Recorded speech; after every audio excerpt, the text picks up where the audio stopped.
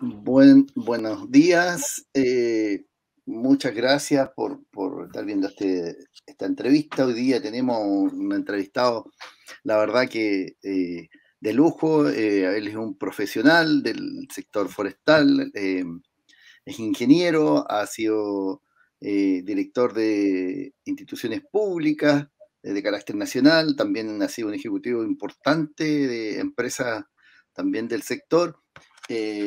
Vamos a tener la fortuna de entrevistar hoy a José Manuel Rebolledo, Rebolledo por papá y Cáceres por mamá.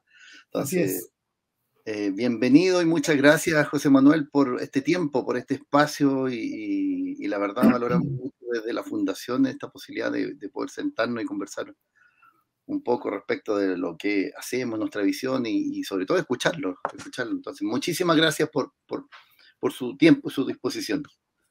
Muchas gracias, Andrés, por esta invitación. Gracias a Fundación Empresas I. También agradecer y saludar a mi amigo Venancio Coñopán y también a Jorge Retamal, grande amigo, y que sé que están también, digamos, trabajando y empeñados en esto. La verdad es que hace un tiempo atrás tuve conversación tanto con Venancio como con Jorge por distintas cosas y siempre ponían por delante este trabajo que están haciendo con la Fundación. Así que, Andrés, nos conocimos en Madrid en la COP25 y la verdad es que es un agrado para mí poder compartir y espero ser un aporte en esta conversación. Muchísimas gracias, de seguro. Entonces, bueno, contarle un poco de la fundación, yo algo le he transmitido. Nosotros, justamente algunos de los directores que acaban de mencionar, Venancio, Coñopán, Jorge Retamal, junto a Javier Zulueta, decidimos en algún momento que somos los fundadores de esta organización, decidimos hacer un aporte de distintos orígenes, experiencias políticas, experiencias privadas, el mundo ONG, organizaciones indígenas, cada uno traía su historial y decíamos, ¿qué podíamos aportar? Si bien es cierto, teníamos espacios individuales de colaboración, espacios diferentes, pero ¿cómo podíamos en conjunto, en nuestra diversidad, hacer un aporte? ¿Qué tenemos de distinto de aportar? ¿Qué nuevo podemos hacer por la situación de lo que hoy día vive el país respecto a estos desafíos que hay que enfrentar y mirar sin miedo respecto de los indígenas? Y nosotros decíamos, chuta, hay dos conceptos que tenemos que reivindicar, decíamos. Uno, el concepto de empresa. Nosotros creemos la empresa como motor de desarrollo. Podemos ir al lado más liberal de la economía o al lado más conservador de la economía. Y en ambos hay algo que no se pierde, que es la empresa como motor de desarrollo, sean empresas públicas, sean empresas privadas. Y hoy día para la sociedad tiene carga. Entonces, de la misma forma, fuimos a identificar los indígenas. Si uno recorre los distintos lugares, territorios donde originariamente uno encontraba los pueblos indígenas que hoy día conocemos, los 10, uno encuentra que los indígenas siempre tienen una carga, hay una carga negativa, una carga de conocimiento. Si avanzamos hacia la región, hacia el sur del país, nos damos cuenta que hay una carga negativa también, que no es una carga positiva. Entonces, ¿cómo éramos capaces de tomar dos palabras, empresa e indígena, y reivindicar esas palabras y darle un valor, una nueva connotación y pensar desde ahí cómo las empresas podrían avanzar hacia un futuro, pero con una derivada nueva, diríamos en términos de matemáticos, como una nueva derivada, que era los indígenas. Ahí le agregábamos, aportábamos a este concepto las empresas indígenas. Y de ahí dijimos, ¿qué podíamos hacer? Promover la creación de empresas indígenas como tal. Y así nace la fundación. Estuvimos durante 2 años, la verdad que trabajando en toda la orgánica, la estructura más basal, ideológica de la fundación, hasta existir formalmente, hasta incluso tener los temas administrativos, financieros, contables al día. Y poder tener la famosa aprobación de las distintas organizaciones. Y así nacemos como una propuesta que busca promover un ecosistema en donde está el mundo privado, el mundo público, el mundo de la sociedad civil, el mundo de los pueblos indígenas, la ciencia, la tecnología, el conocimiento y la innovación, no occidental, pero también indígena, presente en lo que llamamos un nuevo modelo de negocio. Un nuevo modelo de negocio que tiende o que busca aportar un nuevo paradigma en la forma de cómo hoy día se hacen las empresas, cómo ocurren las empresas, que es considerando lo invisible, que es el conocimiento, la ciencia, la tecnología y la innovación indígena en ese modelo. Hay gente que nos dice, no, y están complejizando el modelo, y decimos, sí, estamos complejizando el modelo de empresa, pero también le estamos agregando lo que es la sostenibilidad territorial, que ya no sean inversiones que llegan a una zona desconectada de su entorno o que hagan o que tengan una relación un poquito, como decimos nosotros, liviana, sino que ir a una relación más profunda, más profunda. Y en eso hemos estado con desafíos interesantes. Hemos podido conseguir apoyo de algunas embajadas, en particular de Estados Unidos. Ahí hemos conversado con los gremios, hemos hecho una campaña de visibilización del concepto bien interesante. Y en los próximos gobiernos también queremos seguir visibilizando este concepto. Entonces, acá estamos como fundación. El elemento clave es los conocimientos ancestrales, la sabiduría, la ciencia, la tecnología indígena aplicadas en las empresas como tal. Y hoy día, bueno, antes de seguir, quería preguntarle cómo se encuentra hoy, José Manuel. ¿Cómo se encuentra usted en este tiempo? Bueno, yo, en lo personal, digamos, yo estoy en una etapa importante de mi vida en donde estoy definiendo en qué quiero ocupar mi tiempo, aparte del tiempo de la familia. Y porque en el fondo estoy pasando una coyuntura en la cual yo estoy hoy día trabajando en un ministerio y obviamente tenemos trabajo hasta las nuevas autoridades. De hecho, ahora estamos trabajando en cerrar un poco este capítulo de manera tal de poder entregar en forma ordenada todos los antecedentes que requiera la autoridad que en este caso me reemplaza. Yo trabajo en el Ministerio de Hacienda. Y, digamos, por una parte, y por otro lado, definiendo a qué quiero dedicarme. Y en ese contexto, no es que lo esté pensando ahora, lo vengo pensando hace rato, y aparecen muchas cosas que tienen vínculo con lo que está pasando hoy día, no solo en Chile, sino en el planeta. Por una parte, nosotros dos nos conocimos en la COP25, que tiene que ver con cómo las autoridades, la sociedad civil, el sector privado se hace cargo de poder mitigar los efectos del cambio climático. Y por mi formación profesional, que estudié, entre otras cosas, ingeniería forestal, los árboles, los bosques tienen un aporte importante que hacer en ese sentido, no solo a mitigar el cambio climático, sino también las comunidades, tiene que ver también con lo que es el influir favorablemente en el ciclo del agua. Entonces hay harto que hacer en ese sentido. Y desde ese punto de vista estoy en una etapa interesante, atractiva, motivante, en la cual significa para mí crear un camino que no tengo, que en el fondo es cómo soy capaz de generar un aporte desde mi experiencia, que la vinculé principalmente estos últimos años en todo lo que significa el poder liderar, digamos, equipos de trabajo multidisciplinarios, tanto en el sector privado como en el sector público, pero más que eso, yo diría que gran parte de mi fuerte tiene que ver también con lo que es restauración de bosque, establecimiento, tengo harta experiencia en latifoliada, y en ese contexto es que yo siento que puedo hacer un aporte desde el bosque nativo particularmente, y creo que desde ahí me gustaría moverme y vincular eso con las cuencas productoras de agua, vincularme con las comunidades rurales de agua potable, etcétera. Entonces creo que ahí hay un aporte interesante, concreto, que puedo poner a disposición de la sociedad, entre otras cosas. Qué interesante lo que menciona. Y nos puede contar un poquito antes de ahondar en la entrevista ya más en detalle de usted, de cómo llega cómo ha sido su tránsito en esta vida de... Sí, claro. A ver, yo soy hijo de dos maulinos, mi madre y mi padre. Mi padre criado en el campo, mi abuelo del campo, en la cordillera, digamos, de la región del Maule. De hecho, la semana pasada tenía problemas de comunicación porque estaba precisamente allá, casi 80 kilómetros a la cordillera de Talca, al este de Talca. Y mi madre también, entonces al final ellos se fueron jóvenes a Santiago, se conocieron allá y bueno, de ahí formaron una familia.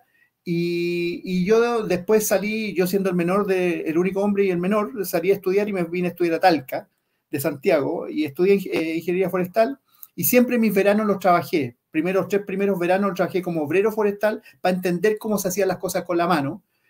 trabajé en Bichuquén, después trabajé acá, digamos, en Concepción, trabajé en Temuco, estuve trabajando en Boipir, en Villarrica, con lo que significaban los Pino Oregones, Don Carlos Weber, que en paz descanse, la secuoya, etcétera. Me moví harto y siempre vinculado a lo que es la silvicultura del bosque, tanto el manejo como el establecimiento, la producción de plantas. Y bueno, y el tiempo me llevó, estuve trabajando en la División Forestal de la Shell, como ingeniero en investigación y desarrollo. Tuve la suerte de trabajar con 2 doctores en silvicultura norteamericanos que me enseñaron a hacer las cosas con la mano, no solamente PowerPoint, sino que hacer las cosas con la pala, con las manos, tocar la tierra. Entonces, eso a mí me marcó mucho favorablemente. Y después de eso me fui a trabajar al Grupo Arauco, donde estuve a cargo de crear un patrimonio de alrededor de 30.000 hectáreas de eucalipto en la zona de la planta celulosa en la provincia de Arauco. Y después de eso trabajé harto con lo social y ahí me encontré con el mundo lafkenche. Y la verdad las cosas que descubrí que la historia, la educación en Chile, digamos, todos los textos escolares estaban escritos por gente pro español y no pro mapuche. Y de repente me encuentro en el texto de José Campo Menchaca, un cura jesuita que vivió en la comunidad Sarelebu, en Los Álamos, y que lo escribió desde otra mirada. O sea, el desastre Curalaba, que era para los españoles un desastre, era un acierto para el mundo mapuche. Entonces me di cuenta que había un blanco y negro de la historia que nos contaron en el colegio. Entonces ahí empecé a mirar distinto. ¿Ah? Eso me sirvió para poder darme cuenta que había una historia que dependía de quién la contara. ¿Ah? Entonces, y cuando dices tú que nosotros tenemos una carga negativa, tiene mucho que ver con esto, porque finalmente hay un prototipo que te enseñan y que finalmente, lamentablemente, o por lo menos en mi generación, estaba marcado con el negativismo hacia los pueblos originarios, particularmente el mundo mapuche. Entonces, eso te queda, pero cuando tú lo conoces en terreno, y yo tengo el orgullo de decir que, bueno, he tenido la oportunidad de trabajar, yo hoy día casi 25 años vinculados con el mundo mapuche, primero Lafkenche, después estuve con los hermanos Pehuenche en Alto Biobío, después cuando estuve trabajando en CONAF, ahí me vinculé desde los Aymara en el extremo norte, Putre a la cordillera, hasta Cahuéscar en Puerto William. Entonces tuve la suerte de conocer Rapa Nui también. Entonces al final una diversidad, una riqueza. Entonces ha sido estar ahí. Después estuve en eso, vino el terremoto, me invitaron a trabajar al sector público, nunca había trabajado en el sector público, no militaba en ningún partido. Entonces me fui a trabajar en el primer gobierno del presidente Piñera y estuve trabajando en el Ministerio de Agricultura como seremi de Agricultura acá en el Biobío. Y la principal misión teníamos que era reconstruir 170 kilómetros de canales de regadío que se habían fracturado con el terremoto. Entonces fue un bonito desafío. Estuve los 4 años, después me volví al sector privado, estuve trabajando en empresas Llanza, como gerente de sostenibilidad, y ahí me metí en el mundo de los alimentos, fue interesante también, muy interesante el trabajo ahí, y bueno, Llanza tiene alrededor de 8 o 7 negocios entre el Valle de Ica en Perú y Puerto Varas, donde tenía una planta fertilizante, que no es solo azúcar, sino que varias otras cosas. Y después volví al gobierno y ahí me fui como director ejecutivo de CONAF en este periodo, digamos. Ya estuve casi 3 años y ha sido, bueno, un recorrer interesante, pero hoy día quiero trabajar desde la independencia. ¿Ah? Entonces estoy vinculado con lo que te comentaba del tema de establecimiento, restauración, agua, pero también con un huerto regenerativo de hortalizas orgánicas. ¿Ah? En eso estoy también. Tremendo, la tierra está en su ADN, por lo que lo escucho, por la tierra, la conexión es tremenda. Y muchas gracias por compartir su historia. Es tremendo y súper coherente, ¿eh? Porque cuando uno se conecta, va a buscar qué es lo indígena. Uno va, la COP donde nos entrevistamos, había, no sé si te recuerdan, en un conversatorio que tuvimos, y habían indígenas de Corea, habían indígenas de Rusia, de distintos lugares. Y llegamos a las conversaciones. Hay un espacio que se llama Caucus Indígena Internacional, donde se reúnen todos los pueblos indígenas que asisten a conversar. Y uno dice, ¿cuál es lo especial? Y increíblemente lo especial es una conexión. A lo mejor pueden ser otro idioma, otros colores de piel, otras genéticas, otras vestimentas, pero hay algo en lo cual nadie se pierde, que es esa conexión especial con el entorno. con Sí, ver ese suelo que nos cobija, mirar el rostro de los ancestros, mirarnos a nosotros mismos, ver los momentos del año y tener esa conexión profunda que lo desarrolla también el cultivar la tierra, ya sea bosque, sí. eh, o sea cultivo agrícola, hay ciclos, entonces como así como uno tiene ciclos en el día, en el mes, en el año, es lo mismo, y tener esa conexión, como decimos nosotros, esa sintonía, efectivamente que si pudiésemos extraer esa relación especial, es como los distintos pueblos indígenas, dependiendo del entorno donde están, se conectan, porque obviamente los de Siberia se conectan con climas distintos a los hermanos de una Yala, por ejemplo, que es Claro, un clima claro. distinto, o los hermanos, como dijo usted, del norte a del sur. Entonces, pero principalmente todos tienen en común esa conexión especial, esa observación del entorno profunda y esa conexión, esa práctica, esa ver la tierra como madre para algunos, pero también como padre, ese complemento del. Mm. Entonces, es muy coherente al escuchar su planteamiento, su conexión. Entonces, va a encontrarle mucho sentido lo que queremos impulsar en las empresas. Hoy O día, sea, perdón Andrés, pero en estos tiempos donde la sociedad, no en Chile, en el mundo, hoy día está convulsionada, el volver al origen, el volver a lo sencillo, o sea, el vincularse con la tierra, pero no desde arriba de la camioneta, no, sí, de estar en la tierra, o sea, conectarte con la naturaleza, con el sonido, con la música del bosque, con los pájaros, con el aire, con el viento, con el río. Entonces, conectarse con eso finalmente te hace dar cuenta lo esencial de la vida y que muchas veces en la ciudad no lo vemos y siempre corremos y al final darte cuenta que la vida que Chao Guenechen, que Dios nos regaló, es sencilla y no necesitas plata para disfrutarla, para vivirla. Uno puede vivir en forma sencilla, teniendo lo esencial, pero siendo feliz. ¿Ah? Y esa felicidad es profunda. No es cuando dices tú voy a juntar plata para comprarme no sé qué cosa, después te la compraste y te diste cuenta que se te pasó la felicidad porque no era lo que andáis buscando. Esa felicidad más profunda es súper sencilla y no tiene costo, digamos, de monetario. Mm. así es, así es. Y justamente es esa búsqueda que está enfrente de nosotros. Pues. Muchas veces hay un conocimiento que se invisibiliza. Si uno pudiese, por ejemplo, en lo particular en el mundo mapuche, buscar una de las leyes importantes que tenemos es la reciprocidad entre personas, pero entre nosotros y la tierra que nos cobija. Y Mm. muchas veces uno conversa y dice, chuta, la gente en la ciudad abre la llave y se toma un vaso de agua. ¿Qué acto de reciprocidad tiene con la tierra que le produce esa agua?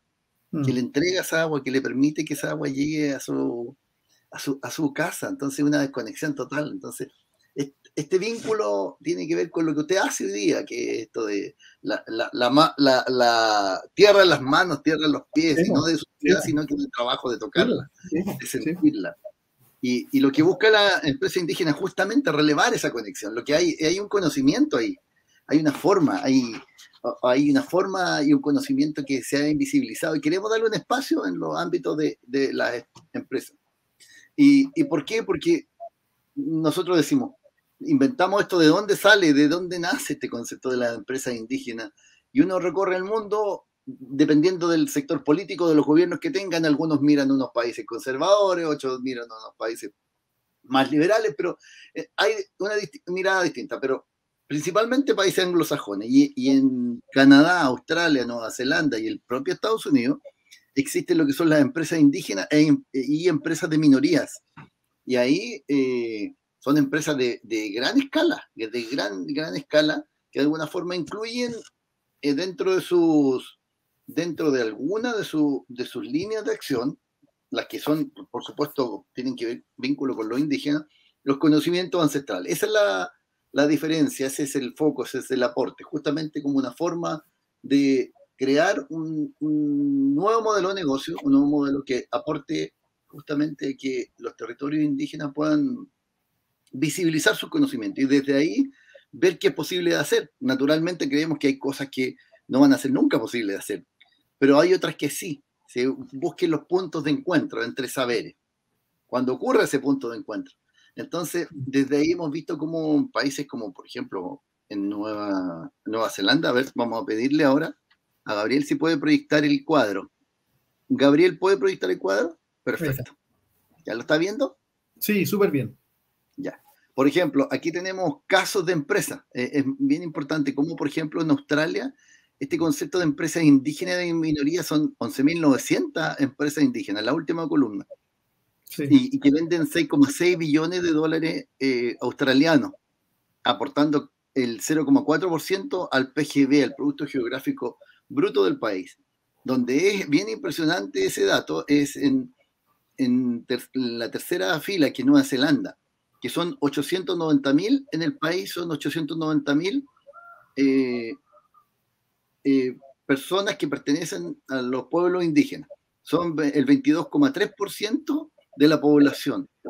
Y ellos han conseguido crear 21.700 empresas, la última columna, vendiendo por año 11 billones de dólares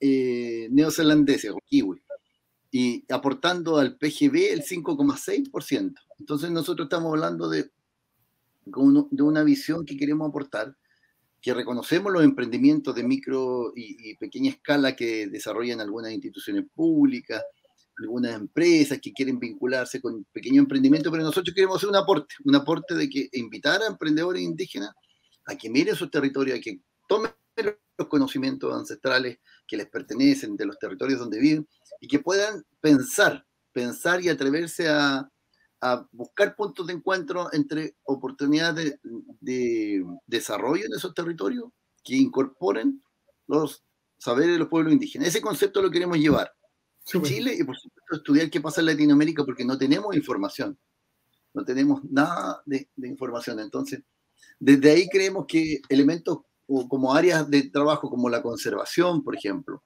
la salud indígena, el medio ambiente, el secuestro de carbono, son elementos claves que podrían, en un cierto sector del país, complementar muy bien los saberes ancestrales y hoy día lo que es el conocimiento occidental y la necesidad de trabajar en estas soluciones basadas en la naturaleza, justamente para hacer una contribución frente a la lucha de esta emergencia ambiental y cambio climático que estamos viviendo. Sí. Entonces, ¿cómo ve usted los desafíos en esa línea, ya entrando como más en materia? ¿Cuáles son de alguna forma, se ve que los parques nacionales gradualmente van teniendo presión de distintos grupos indígenas, en algunos con buenas relaciones, en otros con malas, cada vez se están visibilizando más estos territorios ancestrales también. ¿Y cómo ve el futuro de esos espacios en términos de protección del medio ambiente y la relación con los pueblos indígenas, las empresas y el propio Estado? ¿Cómo ve esta conjunción de elementos que están reuniéndose en pos de este nuevo modelo de negocio? Yo creo que por el modelo, digamos, económico de desarrollo que tiene Chile, es fundamental poder contar con estas áreas silvestres protegidas que finalmente cubren un porcentaje de la biodiversidad de cada territorio. O sea, somos un país súper diverso desde Visviri hasta el último pueblo en Puerto William, y tenemos distintos tipos de condiciones climáticas, de biodiversidad, digamos, de flora, fauna.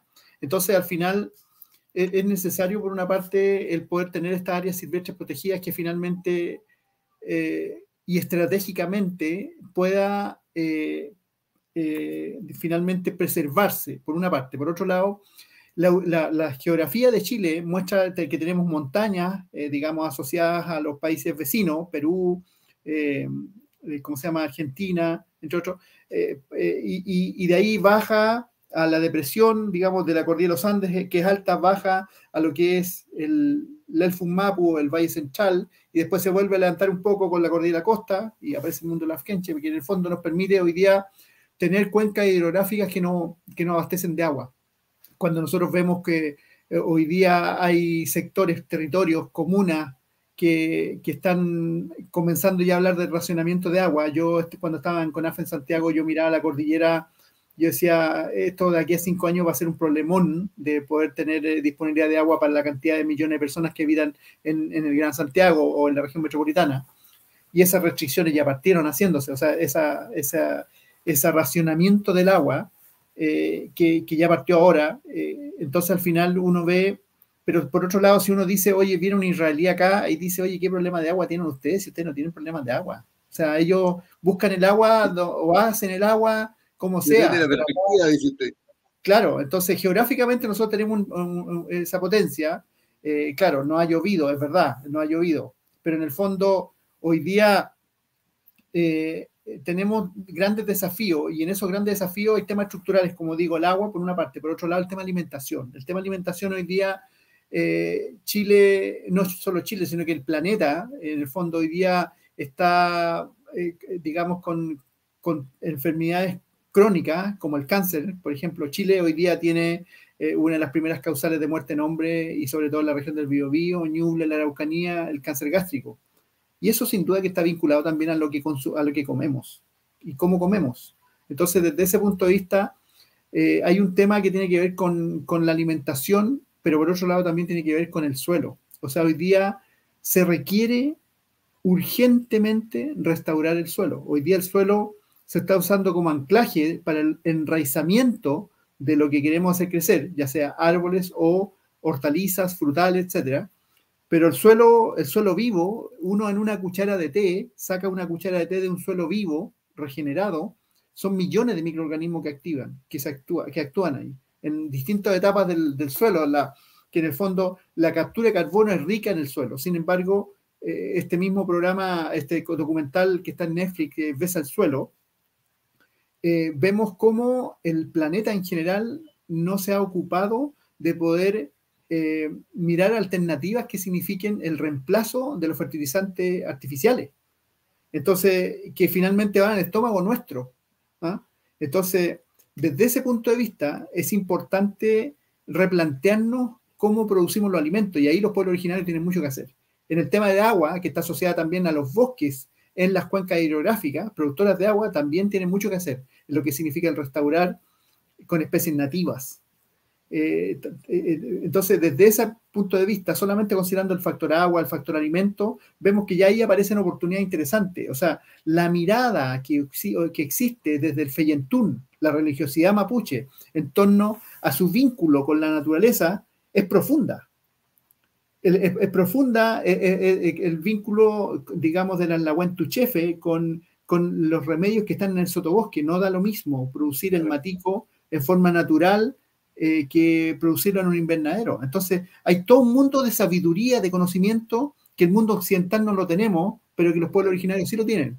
Y ahí hay un aporte concreto, real, y que como sociedad occidental somos muy pocos los privilegiados que tenemos la oportunidad de conocer.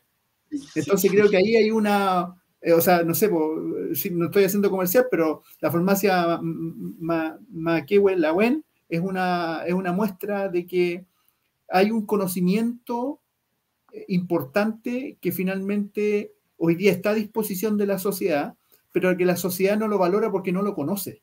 Yo siempre cuando estaba en CONAF soñaba. Y antes de entrar a CONAF, yo estoy muy vinculado a la provincia de Arauco, yo decía, sueño con ver el parque Nahuelbuta, digamos, administrado por comunidades mapuches, donde yo vaya con mi familia, con amigos, y pueda entrar una ruca y tener una conversación con un Nahuantuchefe, o con un ñempín, o con un quinche, o con un lonco, en el escenario natural, de poder irme 100 años, 500 años para atrás y empezar a conversar sobre el lichofil monguén, la biodiversidad. Y después salir de la ruca, de estar en el fogón, mateando, conversando, y salir y encontrarme con araucaria o coigües milenarios, los aligüen. Entonces, en un escenario natural. ¿Por qué no? ¿Por qué no? ¿Por qué no? Entonces, desde ese punto de vista, que en el fondo sea un puente para conocernos. Hoy día, esa carga negativa que Andrés señalaba al principio, tiene que ver con lo que nos enseñan a través de los textos del Ministerio de Educación, pero también lo que nos muestran a diario los medios de comunicación. Claro. O sea, no confundamos lo que hoy día estamos viviendo con dolor, lo que ha significado este terrorismo, con el mundo mapuche. Son cosas muy distintas. Entonces la gente normalmente confunde que es una sola cosa y no es así. Entonces hoy día la sufre tanto el mundo mapuche como el mundo occidental lo que estamos viviendo. Entonces, desde esa perspectiva es importante tender puentes de comunicación. Volviendo a la pregunta respecto a los parques, con la Fundación Tompkins estábamos iniciando una conversación muy interesante que después hubieron hechos importantes, relevantes en el país, como el estallido del 18 de octubre, que finalmente, bueno, se postergaron. Espero que esa conversación se continúe con la institución, pero lo concreto es que se está hablando sobre el trabajo de los 17 parques, de la red de parques de la Patagonia, y trabajar fuertemente con las comunidades portales, de manera tal de que el parque sea para visitar, pero principalmente las comunidades portales, las que están cercanas, puedan brindar todo lo que es el servicio de alimentación, de alojamiento, pero por otro lado también hay un servicio que es importante, que tiene que ver con la toponimia dentro de las áreas silvestres protegidas. O sea, los cerros tienen su propio nombre, no el nombre que le pusieron posteriormente la sociedad no mapuche, sino que ¿qué significan? Están los Tuwemapu, están los distintos, los guillatúes, o sea, hay sitios de interés religioso cultural, los trayencos, hay tanta cosa que en el fondo si alguien relatara, porque uno va a un parque y hay una belleza escénica que es, digamos, te invita a la contemplación, pero si a eso le agregas una narrativa, que es la que ustedes conocen, se hace más rica la visita, más la experiencia más fuerte, más profunda, ¿entiendes? Entonces, hay harto que aportar en los tiempos que estamos viviendo. Sí, tremendo. Para quienes escuchan palabras desconocidas en esta entrevista, a mí me agrada mucho escuchar a José Manuel utilizar con tanta precisión conceptos mapuche tan sentidos como el feyentún, la fe profunda, la creencia, como habla de espacios sanadores de una forma tan natural. Muchas gracias, muchas gracias. Y se nota que tiene una conexión que está muy por sobre del entendimiento de cualquier ciudadano en este país. Entonces, muchas gracias por usar esos conceptos, visibilizarlos, que justamente aportan harto, aportan esa profundidad, esa conexión con los territorios, entender desde el nombre, desde como cuando uno saluda a una persona sabe el nombre, sabe que tiene un apellido paterno, uno materno, y tiene algo que lo acompañe, características. En la tierra pasa lo mismo, pasa exactamente lo mismo cuando uno tiene esa posibilidad de saber y va a un lugar que se llama de tal forma y uno ya en la toponimia va accediendo a información que se invisibiliza. Bueno, pasando ya a una parte de la entrevista que tiene que ver con lo que está apoyando hoy día las empresas indígenas. Uno de los proyectos ancla que nosotros llamamos en la fundación es Taílahuentugún. Taílahuentugún son centros de sanación que son liderados por agentes de salud mapuche, no solo agentes de salud, no solo machi, sino que hay un montón de otras personas, y la idea es ofrecer y hacer salud en entornos naturales, entender que para hacerse medicina mapuche hay que tener una fuerte conexión con las plantas principalmente nativas. Y eso es algo que ocurre vivo, que a uno lo va conectando desde la recolección de la medicina, los insumos que salen de los bosques o de las plantas nativas, hasta la sanación misma. Los chayén, pues te hablaba, las fuentes más puras de agua rica en oxígeno, que probablemente la ciencia occidental va a decir que son aguas muy ricas en oxígeno, muy buenas para producir a lo mejor cierto tipo de especies desde el punto de vista de la acuicultura, desde el punto de vista o desde la mirada de la sanación indígena, tienen otros beneficios. Y así un sinfín de ejemplos. Podríamos tener un sinfín de ejemplos. Ese es un proyecto ancla. También otro es la forestal indígena nativa. Justamente que lo que busca es proponer un modelo de gestión que de alguna forma saca busca de alguna forma reposesionar la sabiduría indígena respecto a los bosques. Y justamente no solo los mapuches, sino que la de los distintos pueblos, de los collas, de las quebradas, por ejemplo, los bosques que ocurren de los hermanos Coya en el norte, en sus quebradas, los hermanos Licanantay en sus oasis, y así uno va viviendo hasta llegar hasta el sur, hasta los hermanos Cahuéscar, por ejemplo, con su relación con los bosques, y cómo su interacción es efectivamente tan similar, con los distintos pueblos indígenas entre ellos y ese conocimiento que está ahí, a flor de piel, que está vivo, que aún no ha desaparecido. Y desde ahí, claro, queremos invitar a repensar incluso el modelo forestal del país actual. Nos pasa que al mirar la octava, la novena, la región de los ríos, la región de los lagos, uno ve, ve la concentración de comunidades indígenas del modelo forestal actual y naturalmente dice, qué cosa más insostenible, qué desafío más grande tenemos como sociedad de sentarnos y repensar el modelo. ¿Por qué no damos un doble clic o un zoom, como dicen, a una segunda, tercera, una cuarta derivada a lo que hoy día ocurre? Entonces, desde ahí, desde su experiencia, tanto en lo privado como en lo público, cómo el futuro del sector forestal y este aparecer de saberes ancestrales en este contexto. Diría yo, en mi opinión, el desafío del próximo gobierno ha sido del desafío de los últimos 4 de una manera bien lamentable. Esperemos que el gobierno que viene lo asuma de una mejor forma, pero más allá, el sector forestal es de largo plazo, entonces 4 años es un suspiro en el sector forestal.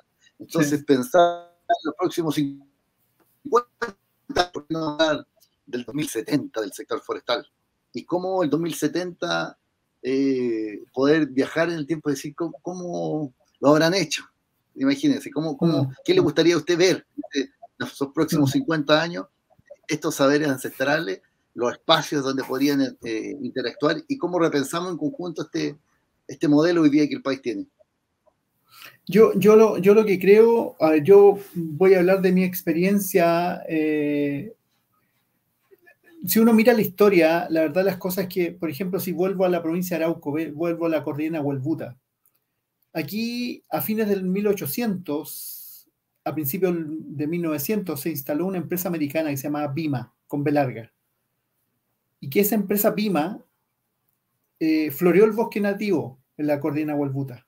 Lo floreó, es decir, sacó lo mejor y dejó lo peor. Dicen que lo que hoy día existe como parque en Nahuelbuta es porque principalmente las araucarias son machos y que cuando cortan y aserrean una araucaria macho, la estrella que queda donde nacen las ramas se partía, se rajaba. Entonces finalmente no les interesaba la araucaria macho y dicen los relatos que habrían quedado este parque porque, no el parque se formó mucho después, pero en el fondo quedaron esas araucarias porque principalmente eran machos y por lo tanto no les interesaba. No sé si era así, pero hay relatos que cuentan de eso. Pero lo que sí está claro es que si uno mira fotos del 1930 en torno al lago Lanalhue, era, digamos, sin bosque. Y está en la foto. Si uno mira en las fotos del entorno del viaducto Malleco, no es distinto, algo parecido. Entonces, al final, hay una historia que tiene que ver con yo siempre separo las dos cosas, son empresas madereras y empresas forestales. Las empresas madereras son quienes compraban el vuelo, es decir, todo lo que estaba sobre el suelo, y no se hacían cargo del suelo posterior. Y las empresas forestales son dueñas del suelo y del vuelo. Y hay una legislación que ya existía en el tiempo de las madereras, porque nació en 1931 la ley de bosque. Esa se crea en 1931, ya tenía Chile una ley de bosque, pero las madereras que no eran dueñas del suelo cortaban y se iban. Las forestales son responsables. Entonces, ¿qué quiero decir con esto? Que al final, para juzgar lo que hoy día existe en el paisaje, es importante entender el carrete de la historia. Y lo mismo me pasa a mí con el mundo mapuche, porque para entender los procesos es necesario entender el origen también. no estoy justificando con esto la violencia. Lo que yo estoy diciendo es que no podemos tomar la foto de aquí, de ahora, y decir esto pasó, se hizo bien o mal, sin entender por qué llegamos a esto. Entonces, no nos olvidemos que en el caso de Celulosa Arauco, en los tiempos de Alessandria, en 1960, se empezó a forestar el país. Frei Montalva siguió trabajando en eso, existió Coref, era, digamos, fue los inicios, los esbozos de lo que fue posteriormente CONAF, y la inauguración de la celulosa Arauco en Arauco la hizo Salvador Allende.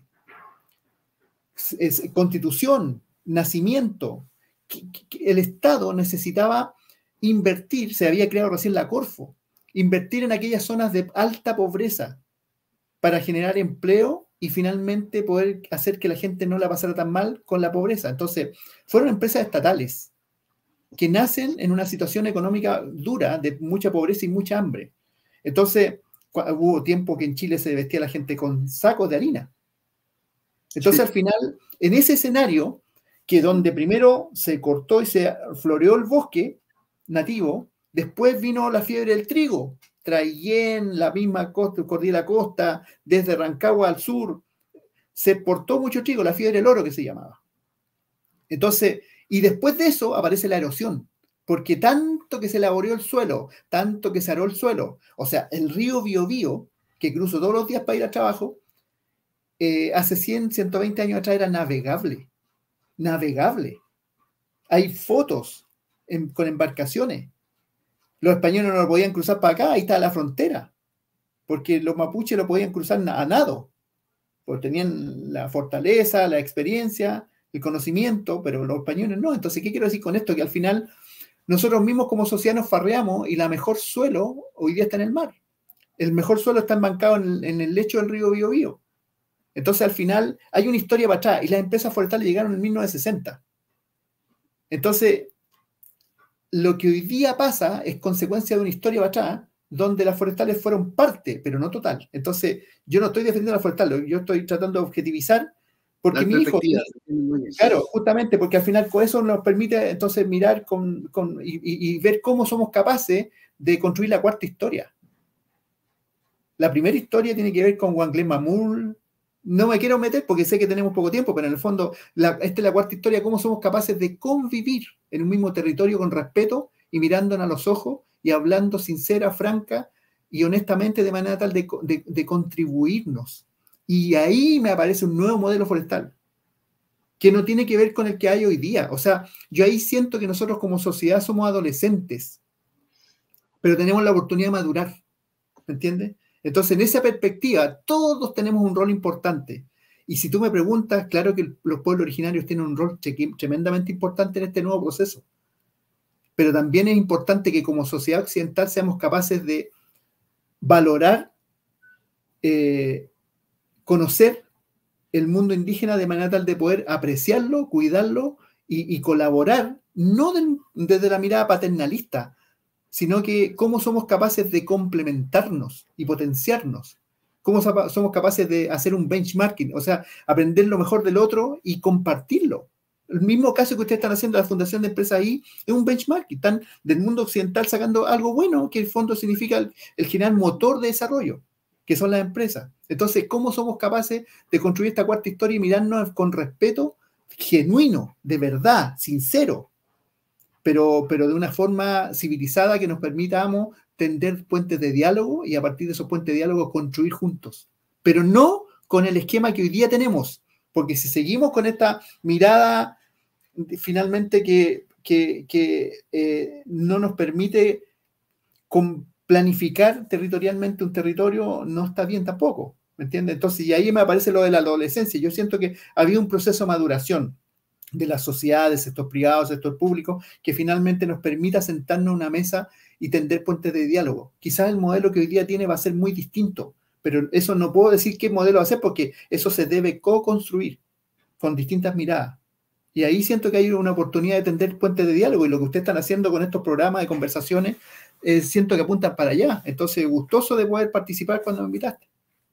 Muchas gracias. Y como para ir cerrando, porque no hemos alargado mucho, estaba muy entretenido escucharlo porque me sonrío porque escucho tantos sabios hablar a través de usted que me agrada mucho, mucho. Son conversaciones en distintos espacios que hablan de cómo colaborar, cómo... De hecho, uno de los pilares de la fundación es el respeto y la colaboración. Entonces, y justamente cómo se aporta hacia el futuro, cómo sumamos lo mejor. Entonces, me siento muy interpretado por sus palabras y me recuerda de verdad mucha gente que he escuchado hablar de tanto mapuche, indígenas de otros lugares de Chile de fuera de Chile respecto de los desafíos que tenemos en conjunto. La tierra está enferma y una enfermedad que nos afecta a todos. Aquí no hay límite, no hay apellido, no hay clase genética, clase social, no hay clase de límite de país. Estamos todos viviendo los embates de esa enfermedad que está teniendo la Tierra. Como para ir finalizando un poco esta entrevista, me gustaría pedirle que le pueda entregar un mensaje primero a los pares que usted hoy día ha tenido en sus distintos momentos de la vida respecto a los saberes indígenas y también a los líderes y los próximos emprendedores indígenas. ¿Hacia dónde lo recomendaría a ambos? O sea, yo primero creo que aquí hay una base que como sociedad occidental, sociedad mapuche, sociedad del mundo privado, del mundo del Estado, es como una base mínima que tiene que ver con el respeto que nos debemos. La historia para atrás no hay nada que hacer, eso ya pasó, es parte de la vida, pero tampoco es sano desde el punto de vista espiritual, desde el punto de vista mental, vivir en torno a lo que pasó. Pero sí tenemos la oportunidad, y ahí es donde digo yo, sentarse a generar puentes de diálogo genuinos de verdad. Y no imponer, sino que en el fondo co-construir. Podré tener una buena idea para mí, para mi historia, pero no necesariamente esa buena idea puede ser buena para mis pares con las cuales quiero y comparto un territorio. Por lo tanto, es cómo somos capaces de construir y ponernos los zapatos del otro en forma empática, que finalmente permita avanzar juntos, de la mano, finalmente para poder desarrollar un territorio. Primera cosa. Y ahí algo que tiene que ver con el Estado. Y con todo respeto, con cariño. No basta tener un apellido indígena para saber que puedo ocupar tal o cual cargo. Aquí se requiere, digamos, el conocimiento, la sabiduría. Aquí siempre un peñi parte con una historia, mi abuelo me contó. Nuestra sociedad, los mayores, o sea, yo hoy día tengo 57 años y yo estoy ya viejo para los trabajos que hay tradicionales, ¿me entiendes? Entonces al final la gente mayor, como que la sociedad, y no solo la occidental, pero la sociedad en general como que los tira para un lado, en consecuencia que ahí está el conocimiento, la sabiduría, la sensatez, la profundidad, etc. Entonces creo que ahí también como sociedad occidental tenemos una tarea. Y lo otro, decir que las oportunidades, yo siento que la cancha está abierta y hoy día la Ñuque Mapu necesita ayuda.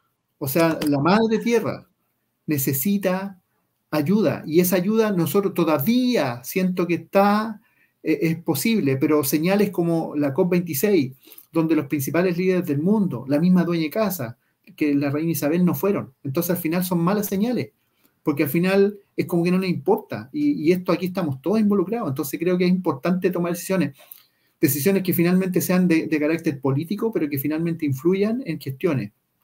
Tuvimos la suerte de participar en la COP25, donde ahí nos conocimos con Andrés, y en esa oportunidad nosotros como CONAF, y yo en representación de CONAF como director ejecutivo, nos adjudicamos tanto del Banco Mundial como del Fondo Verde del Clima $90,6 millones, que a partir del año pasado ya bajaron y están para restaurar y proteger 25.000 hectáreas entre la región del Maule y la región de los lagos, incluyendo todas las regiones intermedias, incluida la Araucanía, Biobío, Ñuble, etc. Entonces, eso es un granito de arena, pero en el fondo hay hoy día iniciativas que se pueden generar y que vengan no desde Santiago, no desde las grandes ciudades, sino que están en las propias comunidades, el conocimiento, la sabiduría, y eso ponerlo a disposición de manera tal de finalmente sacar adelante. O sea, hoy día sufrimos, por ejemplo, el tema de la araucaria.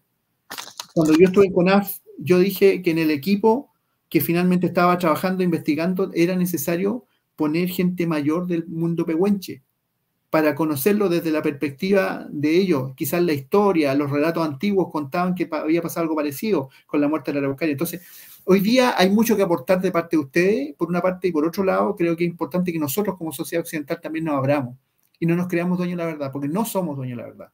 Lo que sí se necesita hoy día es escuchar con humildad, con Dios, Chao Guenechén nos hizo con 2 orejas para escuchar más que hablar. Tenemos una boca.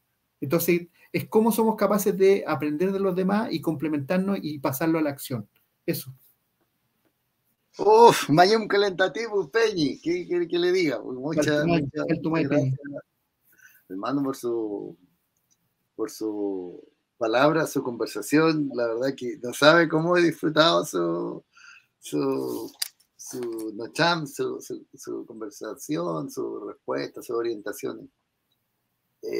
Ha sido un lujo para mí, ha sido un lujo, José Manuel, la verdad, escuchar que una persona con su trayectoria, con quien hoy día en la vida, conozca de lo que somos, de lo que vemos. Entonces, y le agradezco, de verdad se lo agradezco como persona, se lo agradezco como miembro de una comunidad, de un territorio, de una familia, como papá.